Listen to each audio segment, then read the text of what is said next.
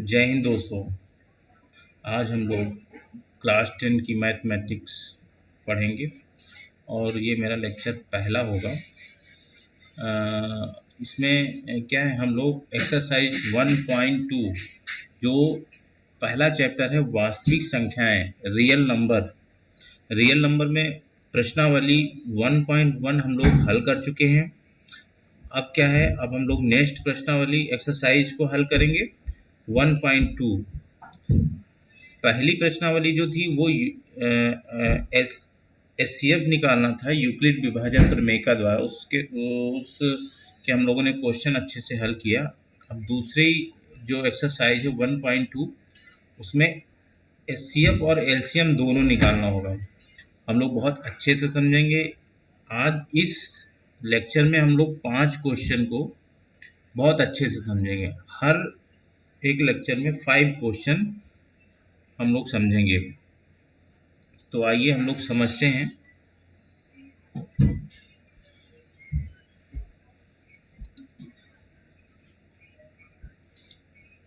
कौन सा कलर ले लिया जाए? ग्रीन ले लिया जाए। ओके, देखो पहला जो मैंने यहाँ थंबनेल पर सारे प्रश्न लिख दिए हैं, अब इसी को हम लोग आगे हल करेंगे।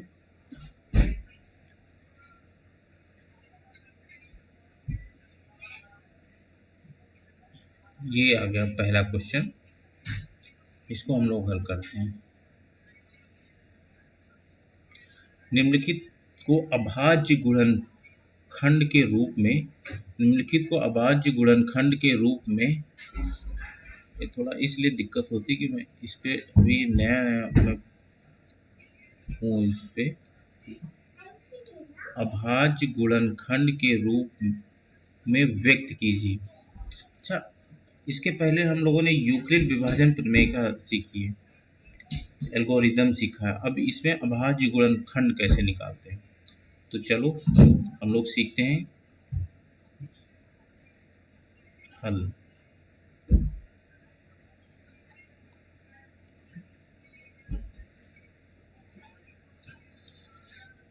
पहला क्वेश्चन क्या है, 195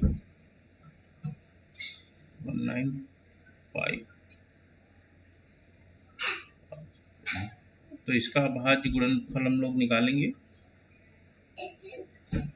19। देखो हो रही ना परेशानी। अब देखिए यहाँ पर सबसे पीछे जब भी गुणनखंड हम करेंगे तो जो सबसे पीछे संख्या दी गई हुई, जैसे 195 में सबसे पीछे 5 है, तो अगर 5 है तो सबसे पहले उसको हम लोग 3 से डिवाइड करने की कोशिश करेंगे। तो 3 छंग 18, इसमें 19 में 18 चला, कितना बचा 1, इधर तीनों बची 15। अभी भी कितना पीछे है 5 है, तो फिर हम 3 से इसको डिवाइड करने की कोशिश करेंगे। 3 दूनी 6, और अब देखिए ये 3 से कट जाएगा, अब ये 3 से नहीं कटेगा। ओके, तो हम लोग क्या करेंगे, हम लोग इसको 5 से काटेंगे।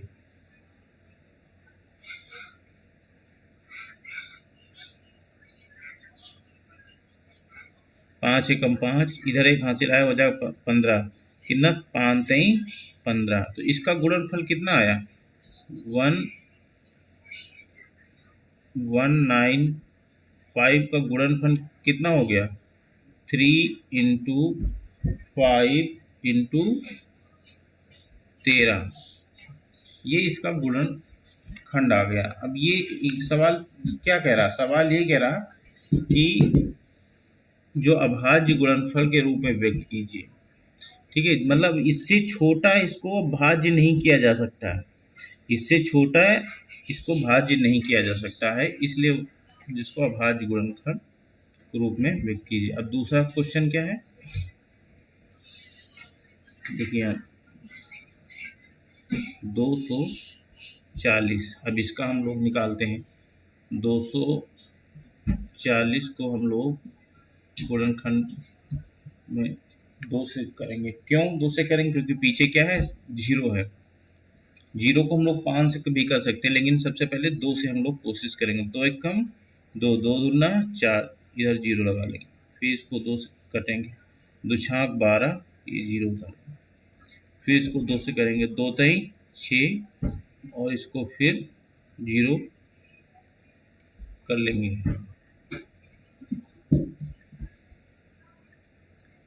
फिर 2 से करेंगे, 2 एकम 2, 2 पंची 10। अब देखो 5 है ना, तो 2 के बाद कितना 3, अगर 3 से इसको देखेंगे कटता है, कट जाएगा, 3 पची 15, फिर इसको 5 से काटेंगे, 5 एकम 5, ठीक है ना। जब नीचे सबसे नीचे कितना आना चाहिए 1, जैसे यहाँ पर मैंने सबसे नीचे 13 छोड़ दिया था, तो यहाँ पर क्या होगा 13 एकम 13, सबसे नीचे क्या आना चाहिए 1 आना चाहिए, ठीक है। तो यहाँ 240 का गुणनखंड कितना हो जाएगा 2 इंटू 2 इंटू 2 इंटू 2, 4 टाइम है, 1 2 3 4 टाइम, उसके बाद क्या है 3 इंटू 5, ये हमारा 240 का गुणनखंड हो गया। अब इसको हम क्या करेंगे, नीचे दोनों का एक साथ लिखेंगे, यहाँ पर लिखेंगे अतः 195 का गुणनखंड कितना है 3 इंटू 5 इंटू 13, उसके बाद 240 का गुणनखंड कितना है 2 into 2 into 2 into 2 into 3 into 5, ये इसका आंसर आ गया। ये क्वेश्चन समझ, गुणनखंड कैसे निकालते हैं ये समझ में आया, अगर नहीं आया तो हम लोग नेक्स्ट क्वेश्चन में फिर देखते हैं और बहुत अच्छे से समझ में आएगा। नेक्स्ट क्वेश्चन हमारा क्या कह रहा है, नेक्स्ट क्वेश्चन कह रहा है कि अभाज्य गुणनखंड, देखियो हर बार इस कीवर्ड को समझिएगा, अभाज्य गुणनखंड विधि द्वारा 90 तथा 144 का HCF तथा LCM ज्ञात कीजिए। ये क्वेश्चन कई बार एग्जाम में पूछा गया कि 90 और 144 का आपको LCM भी ज्ञात करना और HCF भी ज्ञात करना है, तो कैसे ज्ञात करोगे, गुणनखंड, और ये भी कहा है कि गुणनखंड विधि द्वारा ज्ञात करिए, और गुणनखंड यहाँ तक आपको करना जो अभाज्य हो, मतलब उसके बाद भी उसको भाज्य ना किया जा सके। तो चलो हम लोग हल करते हैं इसको अच्छे से। हल, सबसे पहले हम 90 को उठाते हैं और इसका गुणनखंड निकालते हैं, पीछे 0 तो हम 2 से काटेंगे, 2 चौको 8 बचा 1, इधर आएगा 2 पंची 10। अब देखिए पीछे कितना हो गया 5, तो पहले हम 3 से ट्राई कर लेंगे, 3 एकम 3, 3 पची 15, मतलब 3 से काटा जा सकता है, 3 एकम 3, 3 पची 15, फिर 3 से काटा जा सकता है, 3 पची 15, अब कितना बचा 5, अब ये हमारा हो गया 5 एकम 5, ये हमारा कितना हो गया 90 का हो गया। अब हमारा क्या करना है 144 का निकालना है, 144 पीछे सम संख्या है तो हम इसको क्या निकालेंगे 2, 2 से हम इसको डिवाइड करेंगे, 2 से 14, 2 दूना 4, फिर इसको 2 से करेंगे, 2 तई 6, 2 छाक 12, फिर इसको 2 से करेंगे, 2 एकम 2, 2 8 16, फिर इसको 2 से करेंगे, 2 9 18, अब 9 आ गया, विषम संख्या आ गई, तो हम इसको विषम से डिवाइड करेंगे, 3 त्रिक की 9, अब इसको 3 एकम 3, ये हो गया हमारा गुणनखंड। अतः अब हम लोग इसको नीचे क्या लिखेंगे, अतः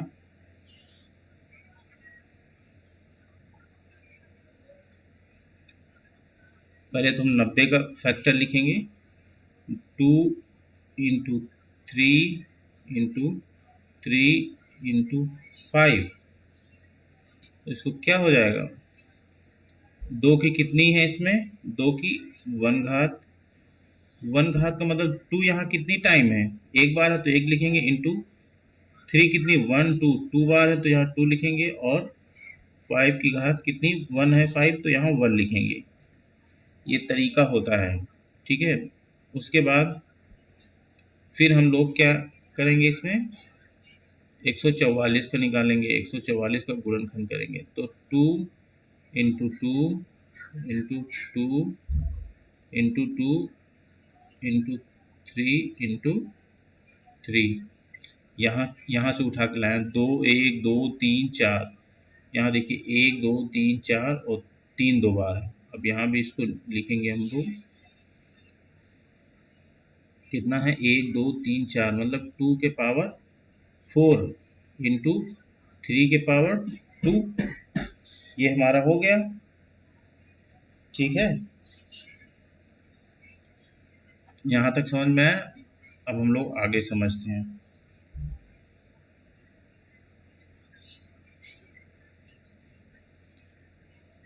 न्यूनतम घात में, अब पहले न्यूनतम घात लाएंगे फिर अधिकतम घात लाएंगे। न्यूनतम घात में हम क्या निकालेंगे, एचसीएफ निकालेंगे, और अधिकतम घात में एलसीएम निकालेंगे। तो न्यूनतम घात में, न्यूनतम घात में 90 व 144 के गुणनखंड कितना है। अब न्यूनतम घात में सबसे देखिए, इसमें सबसे न्यूनतम घात किसकी है, 2 की है। तो यहाँ इसमें सबसे ज्यादा 2 की घात, पहले दोनों में हम चेक करेंगे। देखिए इसमें 2 है और इसमें, और इन दोनों में सबसे न्यूनतम कौन सी घात है, तो 2 की घात कम है, तो यहाँ पर 2 की पावर 1 लिखेंगे। अब इन दोनों में देखिए 3 की घात और 3 की घात कॉमन दोनों में होना चाहिए, तभी वो लिखा जाएगा। एचसीएफ में दोनों खंडों में कॉमन होना चाहिए। देखिए यहाँ पर कॉमन दोनों, 2 कॉमन है तो 2 का लिखा। अब दोनों खंडों में, इसमें और इसमें पहले कॉमन देखेंगे तो 2 कॉमन है तो 2 मैंने लिखा। अब फिर से देखेंगे कि इन सब में दोनों में सबसे कम घात किसकी है, तो इसकी कम थी तो मैंने वो लिख लिया। फिर इंटू, अब देखिए इन दोनों में 3 कॉमन है। अब 3 में देखिए दोनों घातें बराबर हैं तो कोई एक लिख लो।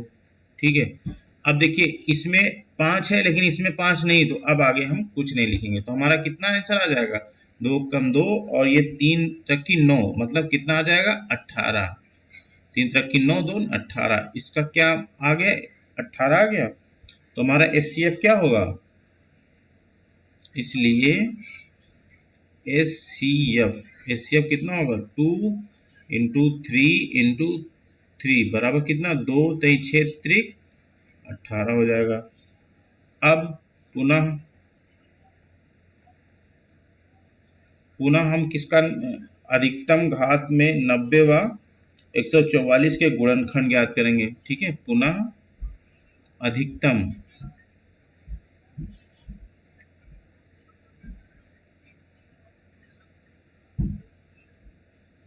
घात में 90 व 144 के गुणनखंड। ठीक है, अब कितने हो जाएंगे अधिकतम, दोनों देखिए। अब फिर हम ऊपर देखेंगे कि इसमें देखिए अधिकतम गुणनखंड किसका है, अधिकतम गुणनखंड इन दोनों में अधिकतम, इसमें और इसमें 2 का अधिकतम गुणनखंड मतलब 2 के पावर 4 है। यहाँ तो कम है 2 के पावर 1, तो यहाँ पर क्या लिखेंगे हम, 2 के पावर 4। अब यहाँ देखिए इसमें अधिकतम 3 है, अब 3 तो दोनों जगह है, ये 4 घात है, नीचे में समझ लेना, 3 के पावर 2 लिख लेंगे। उसके बाद अब देखिए एचसीएफ में हम जब दोनों में कॉमन होगा तभी लिखेंगे, लेकिन एलसीएम में क्या करेंगे, दोनों कोई छूटे ना। इसमें क्या, एलसीएम में क्या करेंगे, कोई हमारा छूटना नहीं चाहिए, सारे लिखे जाएंगे। तो यहाँ 5 के पावर 1 भी लिखी जाएगी, ये इसको छोड़ेंगे नहीं, सब एक तरफ से लिखेंगे। पहले 2 देखेंगे, 2 की सबसे दोनों में दोनों घातें कौन सी थी, तो ये 4 थी। ठीक है, उसके बाद फिर 3 आ जाएगा, 3 में देखेंगे दोनों सेम है तो हम 3 यहाँ पर लिख दिया। उसके बाद क्या देखेंगे, यहाँ 5 है, 5 लेकिन यहाँ पर 5 नहीं है, लेकिन हमको छोड़ना नहीं, यहाँ 5 भी लाके यहाँ पर लिखना है। ठीक है, तो एलसीएम हमारा कैसे निकलेगा, यहाँ 2 के पावर 4 है तो 2 इंटू 2 इंटू 2 इंटू 2 हो जाएगा। ओके, अब इंटू 3 के पावर 2 है, 3 इंटू 3 और ये 5 एक बार है। अब देखो यहाँ गुणा करने का सबसे इतना लंबा सा है, कैसे गुणा करोगे? तो पहले इतना गुणा कर लो आप, 2 दूना 4, दूना 8, दूना 16, इसको तुम 16 कर लो, फिर 3 तरफ की 9 कर लो, फिर 5 कर लो, ठीक है। अब 16 नविया कितना होता है? 16 नविया 144 होता है, गुणे 5। अब 44, 144 और 5 का जब गुणा करोगे तो कितना आएगा? 720 आएगा। ये हमारा आंसर हो गया। क्वेश्चन समझ में आया? अगर नहीं आया तो कमेंट करिएगा, मैं इसको दोबारा समझाऊंगा। इस पे मैं कॉपी पेन में पढ़ाने में ज़्यादा अच्छा लगता है, इस पे थोड़ा अभी पकड़ कम है। चलिए नेक्स्ट क्वेश्चन हम लोग देखते हैं। सिद्ध कीजिए कि सिद्ध कीजिए कि सिद्ध कीजिए कि ऐसी कोई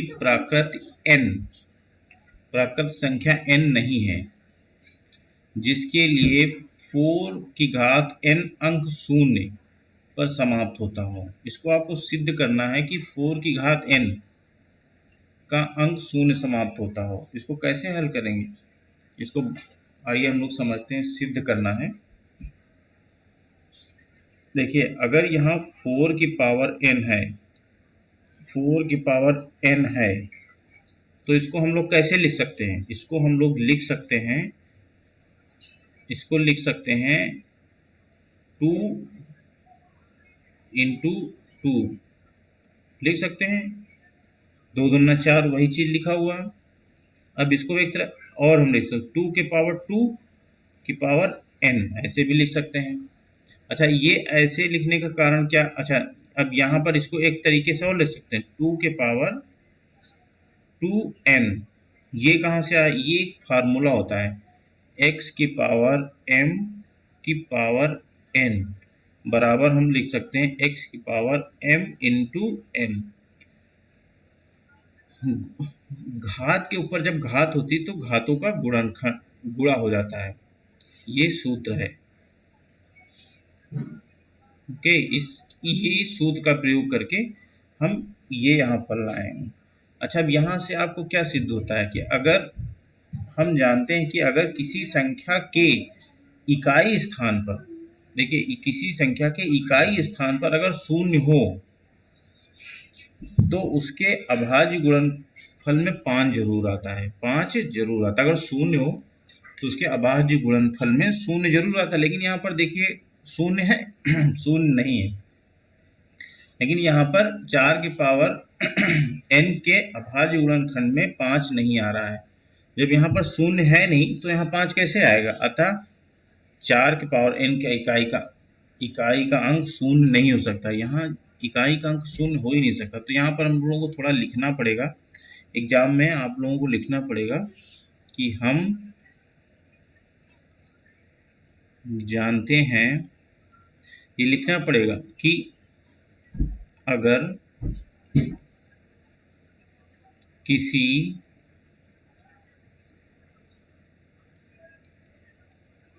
संख्या की इकाई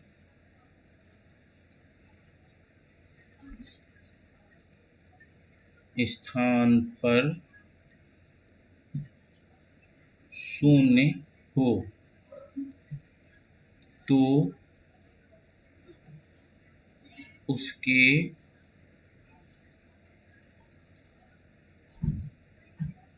अभाज्य गुणनखंड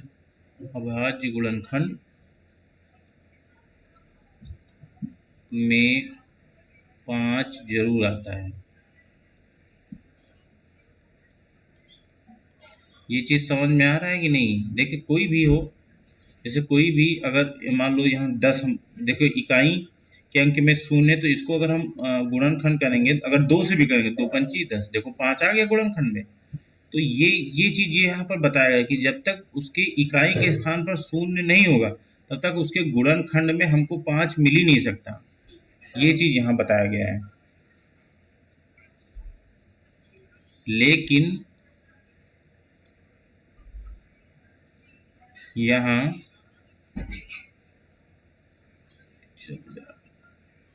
लेकिन यहाँ 4 के पावर n के अभाज्य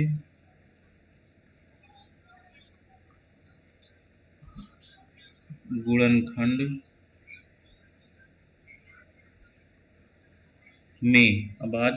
में 5 नहीं आ रहा है। 5 कहाँ आया? यहाँ तो 2 आया है, तो 5 आया नहीं। ठीक है, अतः 4 के पावर n का इकाई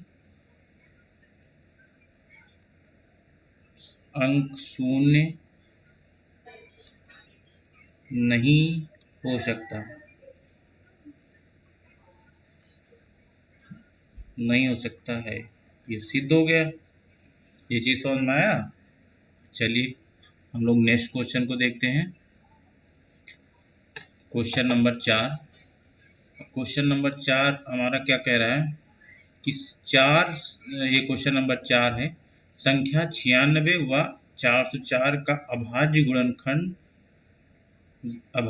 गुणनखंड विधि द्वारा एचसीएफ ज्ञात कीजिए, फिर एलसीएम भी ज्ञात कीजिए। मतलब इन दोनों का एचसीएफ ज्ञात करना है और क्या ज्ञात करना है? एचसीएफ दोनों ज्ञात करना है। हम लोग इसका निकालते हैं एलसीएम और एचसीएफ।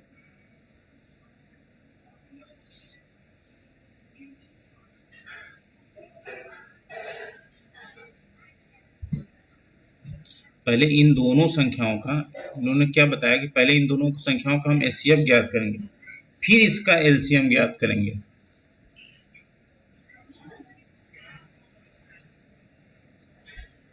हल, हम लोग पहले इसका गुणनखंड निकालेंगे। गुणनखंड कैसे निकालेंगे बताया गया। देखो पीछे संख्या कौन सी है? सम संख्या है, तो इसको हम 2 से काटेंगे। 2 चौको 8, 2 8 16, फिर 2 से काटेंगे, 2 दूना 4, 2 चौको 8, फिर 2 से काटेंगे, 2 एकम 2, 2 दूना 4, फिर 2 छाक 12, 2 तई 6, फिर 3 एकम 3। ये हो गया हमारा गुणनखंड। ठीक है, अब इसका गुणनखंड कितना आया? गुणनखंड आया इसका 96 का आया। 2 into 2 into 2 into 2 into 2 into 3। यहाँ से गिन लो 1 2 3 4 5, 5 2 और 1 3। ठीक है, अब हम लोग किसका निकालेंगे? अब हम लोग 404 का गुणनखंड निकालेंगे। 404 का गुणनखंड निकालेंगे। फिर इसको 2 से काटो क्योंकि पीछे वाली संख्या सामने 2 दूना 4, 2 दूना 4। ठीक है, फिर इसको क्या करेंगे? 2 से काट दो, 2 एकम 2 0, 2 एकम 2। अब देखिए 101 किसी संख्या से नहीं कटेगा। ठीक है, अब इसका गुणनखंड हम लोग फिर यहाँ लिखते हैं। 404 का हम लोग कितना निकालते हैं? 2 इंटू 2 इंटू 101। हम लोगों ने गुणनखंड निकाल लिया है। अब हम लोग क्या करेंगे? इसका हम लोग इसका एचसीएफ निकालेंगे। पहले हम लोग क्या कहा? पहले एचसीएफ निकालिए। ठीक है, उसके बाद हमको एलसीएम निकालना। अब हम लोग क्या निकालेंगे? इसका एचसीएफ निकालेंगे। तो यहाँ पर 96 तथा 404 का एचसीएफ कितना होगा? मैंने बताया था इन दोनों संख्याओं में सबसे कम फैक्टर किसके हैं। देखिए इसका क्या हो जाएगा? इसका हो जाएगा 1 2 3 4 5, मतलब 2 के पावर 5 और इसका 3 के पावर 1, और इनका कितना हो जाएगा? 2 के पावर 2 इंटू 101 के पावर 1। तो इन दोनों में सबसे कम एचसीएफ वाला निकालना है ना, तो एचसीएफ में सबसे कम किसका है? इसका है 2 के पावर 2। इन दोनों में 2 है और 2 कॉमन है इन दोनों में, और उन दोनों में ये देखना है कि सबसे कम किसका है। तो 2 है तो बराबर एचसीएफ कितना आ जाएगा इसका, 4 आ जाएगा। ओके, अब हमको एचसीएफ पता हो गया है। अब हमको क्या निकालना है, एलसीएम निकालना है। तो ये एचसीएफ और एलसीएम निकालने का एक सूत्र होता है, क्या होता है, एचसीएफ इंटू एलसीएम बराबर प्रथम संख्या इंटू द्वितीय संख्या।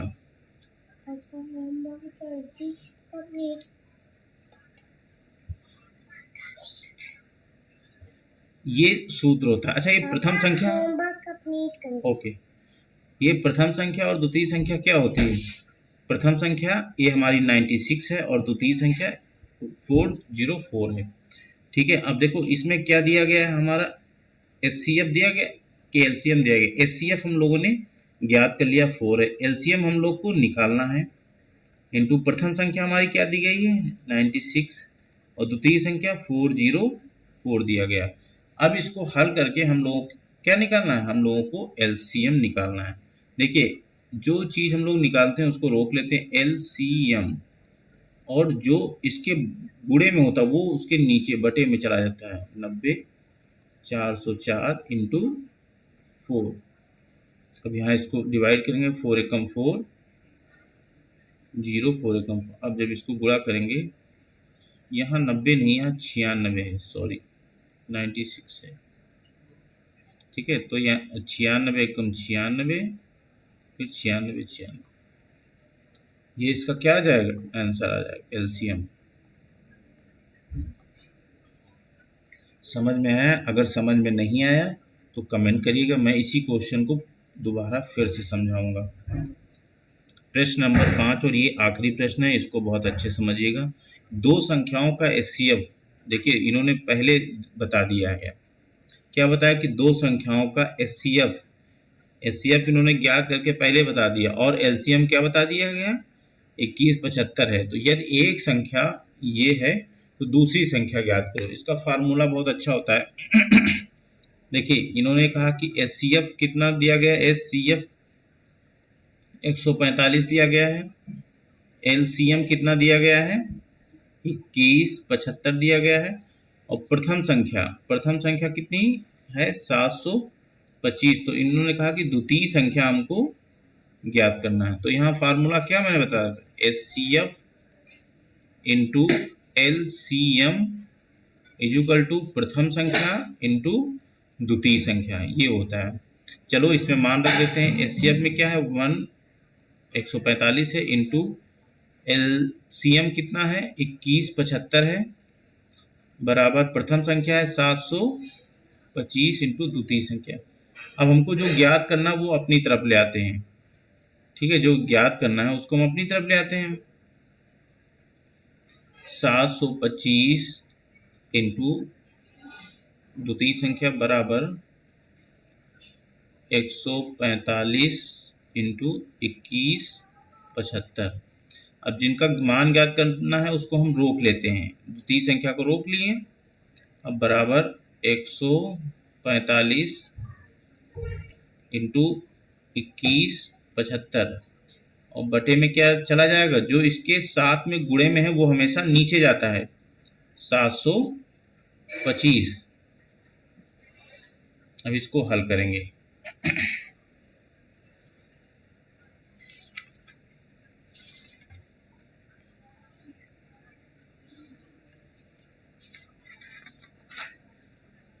अब इसको हम लोग हल करेंगे। अब इसको हल करिए, इसको 5 से काटो पहले, 5 एकम 5, यहाँ तो 5 चक्को 20 बचा हम 25, इसको 5 से काट दो, 5 चक्को 20 बचा 1, 5 3 15, 16 17 बचा हम 25, फिर ऊपर 5 नीचे 5, फिर 5 से काट दो, 5 दूनी 10, 5 9 45, इसको फिर 5 से काट दो, 5 टवटी 40 बचा, 5 सत्ते 35। अब इस कितना आएगा, अब इसको काटो 29, यहाँ पर अलग से पहले लिख लूँ 145 इंटू 87,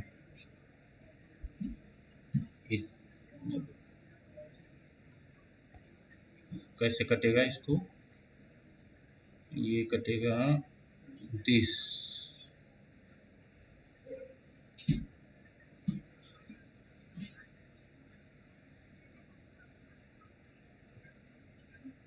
दो 20,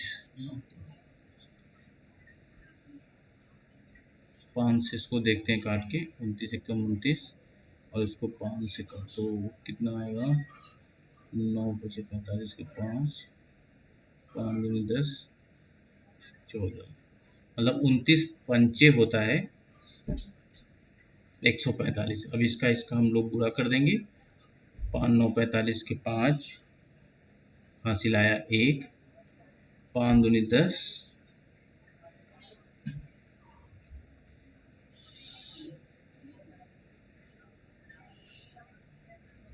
29 नहीं, सॉरी 29 से नहीं गुणा करना, या 87 से गुणा करना है।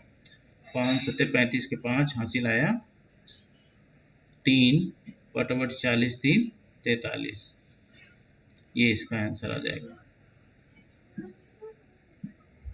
आप लोगों को समझ में आया क्वेश्चन? मिलते हैं नेक्स्ट क्लास में।